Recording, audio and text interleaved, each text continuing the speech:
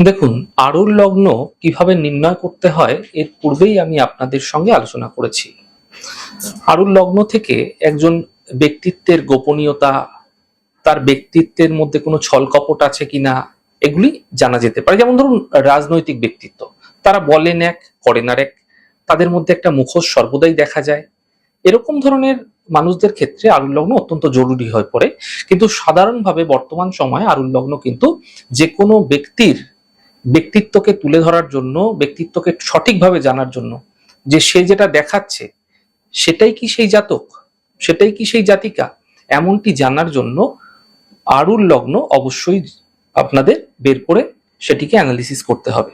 কিন্তু এই আরুর লগ্নের পাশাপাশি, আরুর লগ্ন তো ব্যক্তিত্বকে বোঝাচ্ছে, কিন্তু তার অর্থনৈতিক অবস্থা যদি দেখতে চাইছেন, সে হয়তো দেখাচ্ছে সে খুব দরিদ্র, কিন্তু তার ফাইন্যান্সিয়াল দিক খুব উন্নত। এমনটি দেখতে গেলে দ্বিতীয় ভাব আরুর পদ আপনাদের বের করতে হবে। প্রসেস আগে যেভাবে আরুর লগ্ন বের করেছেন, ঠিক দ্বিতীয় ভাব থেকে একইভাবে সেই ভাব আরুর পদ বের করতে হবে।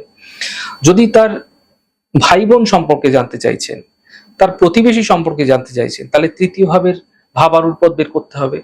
মায়ের সম্পর্কে সুখ, অনেকে দেখবেন বলছে আমি খুব দুঃখী, কিন্তু সে প্রকৃত সুখী, এমনটি চতুর্থ ভাব আরুর পদ থেকে জানা যেতে পারে। তার বাহনাদি সম্পর্কে, তার গৃহ সম্পদ সম্পত্তি সম্পর্কে চতুর্থ ভাব আরুর পদ আপনাকে বের করতে হবে। পঞ্চম ভাব, গুপ্তভাবে সে কোনো ভালোবাসা বা রিলেশনে রয়েছে কিনা, এমন ক্ষেত্রে পঞ্চম ভাবের ভাব আরুর পদ আপনাকে দেখতে হবে।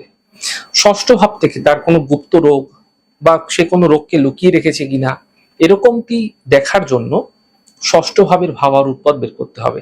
ঠিক এই চক্রাকারে প্রত্যেকটি ভাবের মুখ্য যে প্রাইম যে জিনিসগুলো, সেগুলো তুলে ধরার জন্য সেই আলাদা আলাদা ভাব আরুর পদগুলো বের করে যদি আপনারা আপনাদের জন্মছক, জন্মকুষ্ঠী বিশ্লেষণ করছেন, তাহলে আপনারা যে কোনো ব্যক্তিকে সহজেই তার তার গোপনীয়তা যেগুলি রয়েছে সেখান থেকে আপনারা সঠিকভাবে এই বিষয়গুলিকে উদ্ধার করতে পারবেন।